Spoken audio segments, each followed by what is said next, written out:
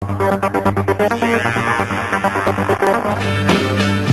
you, Bobby, and thank you to your guests. Syempre, one morning, Philippines, and one morning to our fellow texters all over the country. It's Wednesday once again, at syempre po, nandito naman tayo sa T9 Spelling Alert segment. Syempre, hindi ko yung mawawala. At syempre, but before I start off, maraming salamat po sa lahat po ng mga kaibigan nating manonood na talaga naman nagtitext, nag-i-email at nagtatanong po. Ang daming suggestions and recommendations at talaga patuloy kayong sumusubaybay sa aming T9 segment.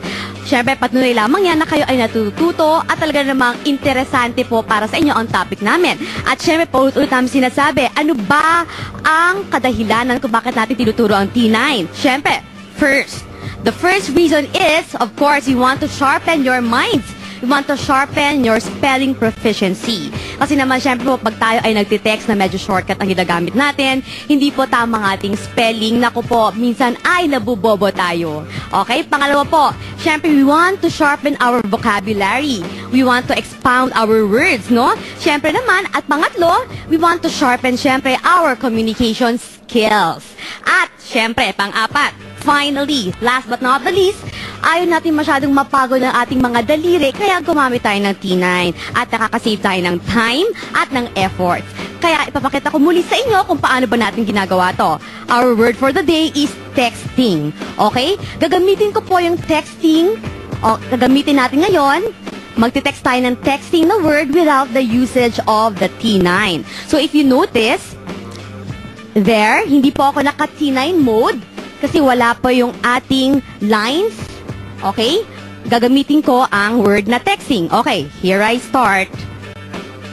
T-E-X. Alright, nagkamali pa ako. T-E-X. T-I-N-G.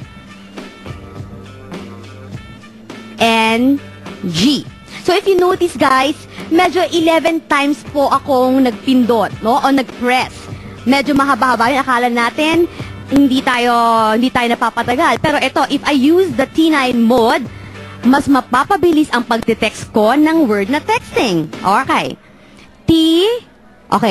Okay, first, I will have to set it to T9 mode. There's the T9 mode. T-E-X-T-I-N-G. So if you notice once again guys, 6 times or 7 times lang ako nag-tap. No, as compared to my previous text, which is 11 times ako nag-press nung ating button. So talaga namang, paulit-ulit namin sinasabi na ang T9 hindi lang talaga nakakapag-sharpen ng ating vocabulary, ng ating spelling proficiency. Ito rin ay nakakatipid pa sa oras, sa effort, at syempre, we are being spared from having kaluses or kalyo. Kaya naman patuloy kayong manood ng aming T9 segment, Mondays, Wednesdays, and Fridays. At magkita-kits po tayo ulit Friday po for more of the interesting topics dito sa T9. At patuloy kayong mag-text or mag-email ng inyong mga komento, recommendations, questions. Ayan po, naka-flash sa inyong screens ang mga contact numbers at ang email address. Kita-kits po Friday, T9 Spelling Alert segment. Thank you.